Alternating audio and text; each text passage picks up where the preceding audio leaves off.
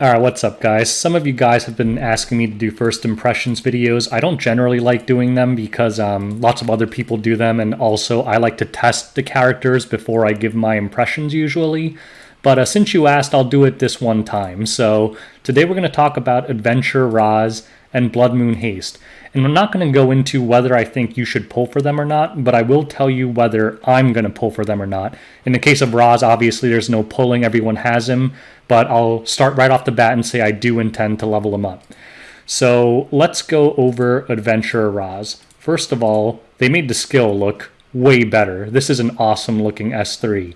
But also, I think he's actually pretty decent now.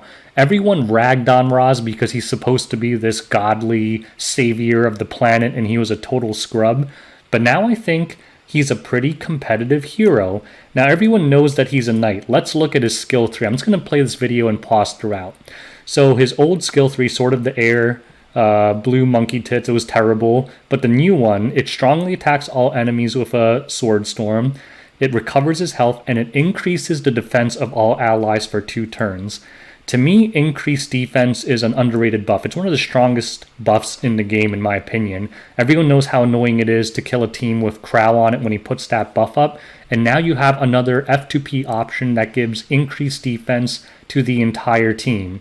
Now, the amount recovered and the damage dealt increases proportional to the caster's max health. I haven't really played with Raz that much, so I'm assuming it still doesn't do a whole lot of damage, but I highly doubt that people are going to be using him as a cleaver, so it's not a big deal. Basically, it's an ability that lets him have some self-sustain while giving his whole team a bunch of sustain by giving him increased defense. Now, I'm going to go into the runes later, but I want to talk about his S2. His S2 was always good because it triggered a dual attack from the ally with the highest attack. The thing that makes it extra good is now it grants immunity to Raz and whoever he procs with the highest attack for 2 turns when using Command Strike, and it's a 2-turn immunity. That's really good.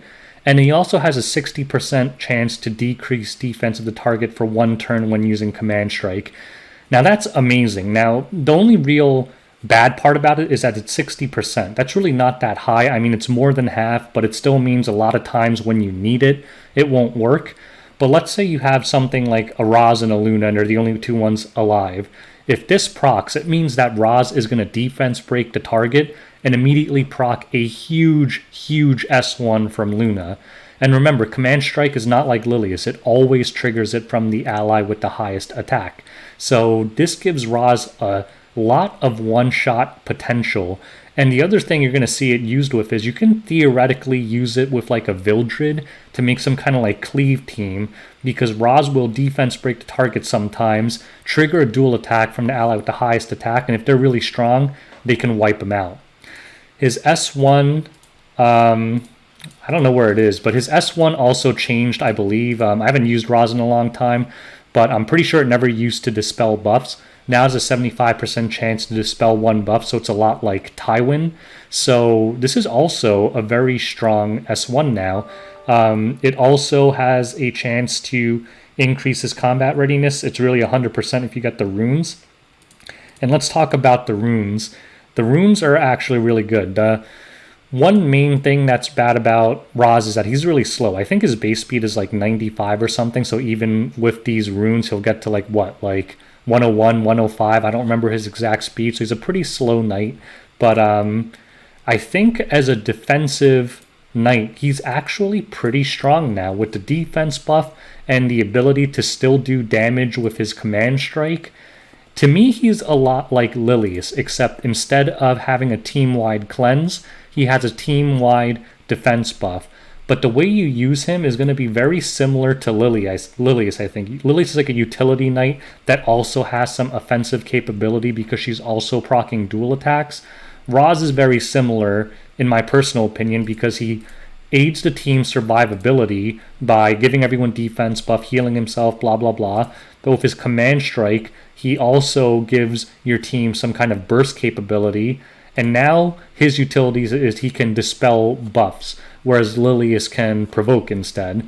So I think their kits are kind of like jumbled up, but in a way they're very similar. And I think the main thing about Raz is he's freaking free. You literally can't not have him. He's the main character in the game. And the thing is, you can build a very strong knight because you don't have to use molas on him. You can just literally use his skill tree and get him really jacked up. These runes will make him a lot stronger than he really is. So, than he currently is. So I actually think Adventurer Raz will be pretty strong, especially in Guild War. In Arena, meh, I'm kind of iffy about whether he's going to be good or not in Arena.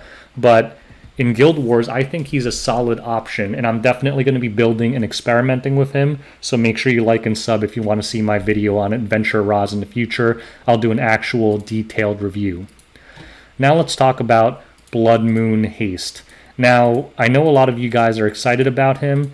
I'll tell you right now that I'm going to pass on Blood Moon Haste, and let's go over skills before I talk about why. So, Blood Moon Haste is yet another hero where Smilegate seems to be trying to counter the revive meta. The thing is, I think they're going overboard with this now. They're releasing way too many heroes that do the same thing. So S3 is attacks with a scythe, recovering health of all allies, penetrates defense but can't trigger a critical hit.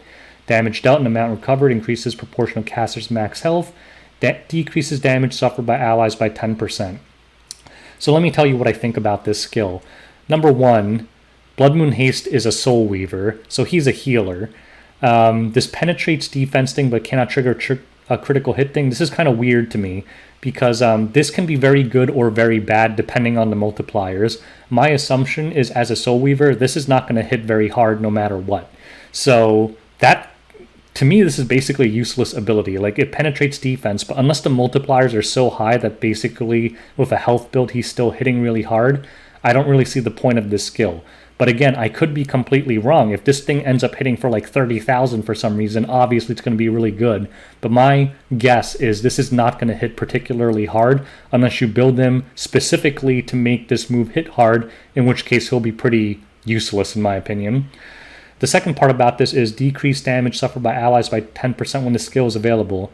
That's kind of good, except also kind of bad, because it's worse than just like an adamant shield, and an adamant shield won't stack with this because damage decrease effects do not stack. So if you have an adamant shield or anything like a ML Charlotte or a Proof of Valor or literally anything that reduces damage, this entire component of the skill is completely useless. But I suppose it gives you an option to have a knight, bring one knight, not bring adamant, put Aureus. So I guess that's the point of that. But if you do have an adamant, that part of the skill is useless.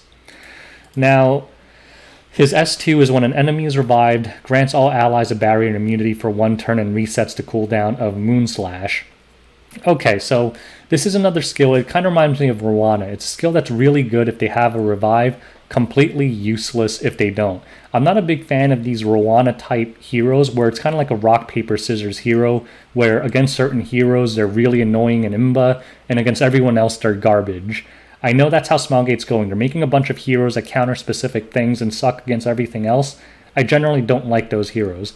So this will be really strong against something like an Arbiter Vildred, right? Because you kill Arbiter Vildred, he'll get revived, but now all your allies have barrier and immunity to the blind debuff.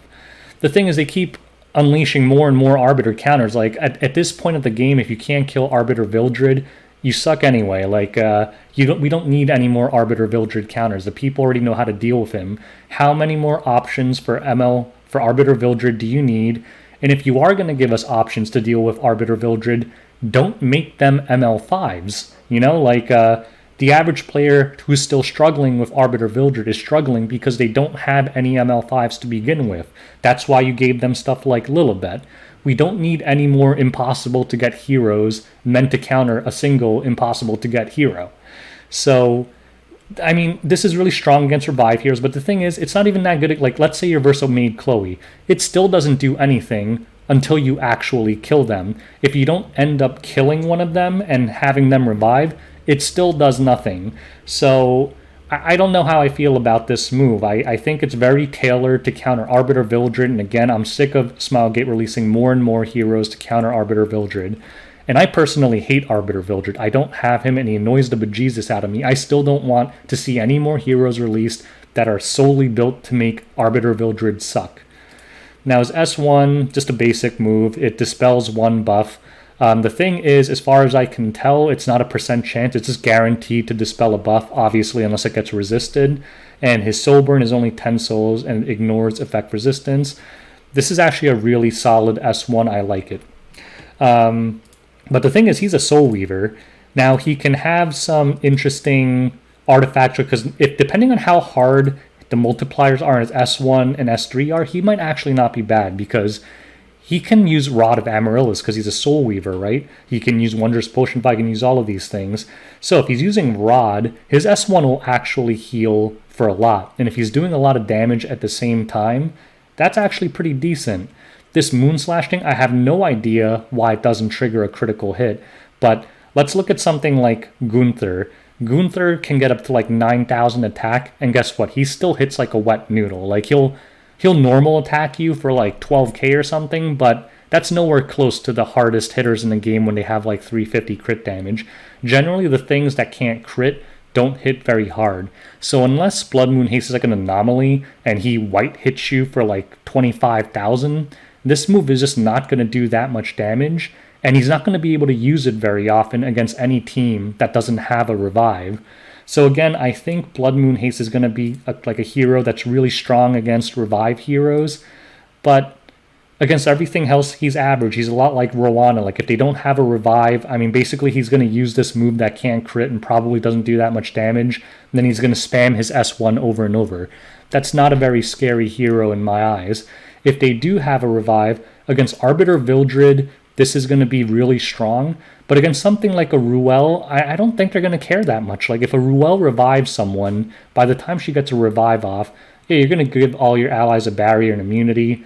I don't think they'll care. She's going to make someone invincible, full health.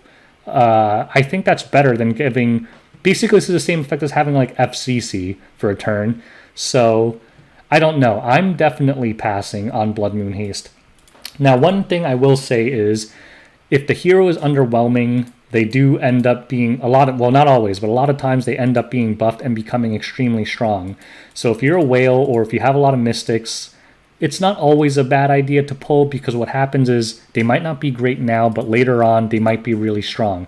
That's what happened with like Athletica. Athletica was pretty decent in the beginning, but she wasn't really considered OP by any stretch of the imagination. Now with her skill nullifier and stuff, she's pretty top tier, especially in RTA.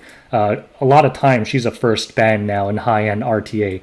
Athletica is really, really annoying, and Blood Moon Haste might get the same treatment in the future.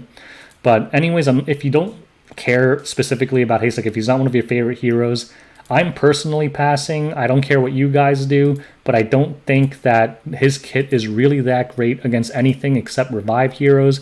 And guess what? If you're having trouble with revive hero, there's plenty of extinction heroes now because they keep adding it to everyone. You have Cigarette, you have Lilibet, you have, Immortal, or what's her name? The new ML Angelica.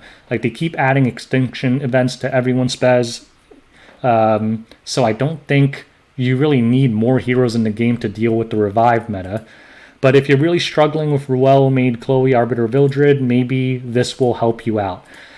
Now, I might change my opinion. Again, it really depends on the multis. I won't know until I see videos of people who pulled him and experimenting and see really how hard this hits. But he's kind of like a damage soul weaver. His healing output looks like it won't be that great, other than spamming Rod with his S1. So, I don't know. I have to say I'm a lot more excited for Adventure Raz at the moment, especially since he's easy for everyone to get, than I am for ML Haste, even though his animation looks pretty cool. So anyways, that's my first impression of the two new heroes, Adventure Raz and Blood Moon Haste. If you have any questions, comments, or want to argue with me, feel free to. Again, I could be completely wrong about all of these things. I generally don't like to do these, like I said, unless I actually experimented with the hero. But I will say historically, I've typically been pretty on target with my initial assessments of heroes. Like I thought ML Tywin was a pass. I thought Athletica was a pass, and I think that was warranted until the recent buffs. So I'd say in general, I'm usually pretty spot on with this kind of stuff, but if his multipliers are insanely good, I could be wrong. But if this video is any indication, that did not really seem to hit very hard. He hit for 8k. So I guess we'll find out. Anyways, if you want me to do more of these videos, let me know. Otherwise, I probably won't do too many preview videos. I hope this helped you out if you were on the fence about whether you wanted to pull for Blood Moon Haste. And if you do choose to pull for him, best of luck on your pulls. Till next time, see you later, guys. Peace.